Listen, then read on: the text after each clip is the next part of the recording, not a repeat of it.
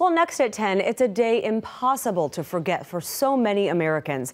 Tonight, the head of the Wisconsin National Guard reflects on the 9/11 attacks and how things have changed over the last 10 years. News 3's David Douglas is here with that story. David. Yes, Sarah. Wisconsin's Adjutant General Major General Donald Dunbar knows the names and the faces of many of the troops who have died in the fighting since the September 11th attacks. He's been to their funerals. 10 Wisconsin National Guardsmen, airmen, and soldiers have died in the wars. Hundreds more families across the country have laid their loved ones to rest.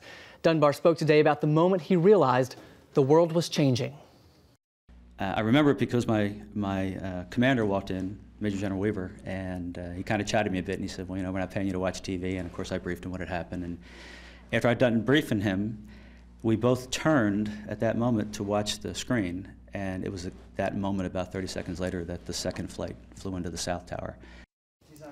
It is video those of us who saw it live or later on tape will never forget. Dunbar saw it from his office at the National Guard Bureau in Washington, D.C. He calls that day, as it was for so many of us, a blur, and says he knew instantly the nation was under attack. So did the Guardsmen here in Wisconsin, who sprang into action. What's also very unique is that Guardsmen from all around the state, on their own, grabbed their uniform and headed to their armories because they weren't sure what was going to happen, but they knew our nation was under attack. More than 14,000 Wisconsin Guardsmen have been deployed in the last 10 years, including the historic deployment of the entire 32nd Infantry Brigade combat team in 2009. And of course, we thank them for their service too. Thanks, David.